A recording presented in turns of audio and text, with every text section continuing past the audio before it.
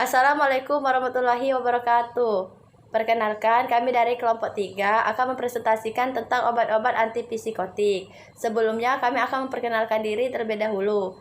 Saya sendiri Deti Fitri Lestari dan dua rekan saya Wela Santika dan Pira Junisa.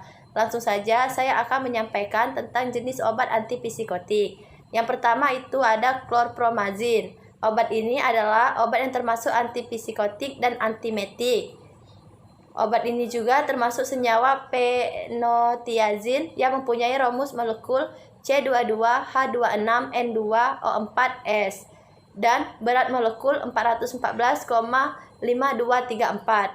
Obat ini dikembangkan pada tahun 1950 dan merupakan obat golongan antipsikotik pertama.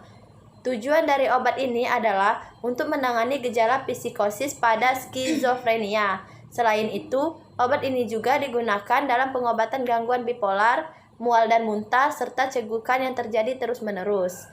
Mekanisme kerja obat ini yaitu menghambat reseptor dopamin D2 yang ada di otak sehingga dapat meredakan gejala psikosis. Obat ini dapat membantu penderita skizofrenia untuk bisa berpikir lebih tenang dan mengurangi halusinasi. Selanjutnya ada obat kedua yaitu haloperidol. Obat ini juga termasuk obat antipsikotik generasi pertama yang bekerja dengan cara memblokade reseptor dopamin pada reseptor pasca-sinaptik neuron di otak, khususnya di sistem limbik dan sistem ekstrapiramidal. Obat ini bertujuan untuk mengatasi gejala skizofrenia. Obat ini digunakan untuk mengatasi gangguan perilaku yang parah pada anak-anak atau mengontrol gejala sindrom Tourette. Mekanisme kerja obat ini yaitu mengembalikan keseimbangan zat kimia alami dalam otak sehingga dengan begitu pikiran dapat lebih tenang, lebih jernih, tidak gugup, tidak berperilaku agresif serta tidak ada keinginan untuk menyakiti hati orang lain. Baiklah, obat yang selanjutnya yaitu risperidon. Risperidon adalah obat untuk mengobati skizofrenia. Obat ini juga digunakan untuk mengatasi gangguan bipolar atau gangguan tingkah laku pada anak yang menderita autis.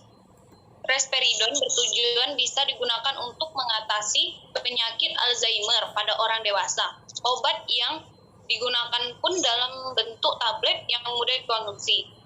Dosis awal obat ini adalah 0,25 mg yang diberikan secara rutin setiap 2 kali sehari. Risperidon bekerja dengan cara mengembalikan keseimbangan zat-zat alami di otak Anda. Obat selanjutnya yaitu obat keempat, sulpiride. Sulpiride adalah antipsikotik yang berfungsi meredakan gejala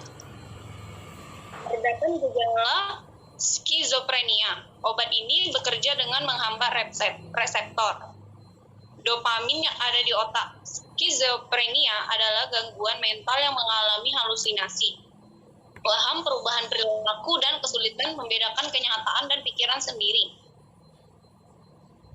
Sulpiride bertujuan meredakan gejala skizofrenia yang mengatur banyak fungsi dalam tubuh, termasuk mood dan perilaku. Sulpiride bekerja dengan hambat atas dan gejala skizofrenia dapat dikendalikan. Obat kelima yaitu obat levomepramazin.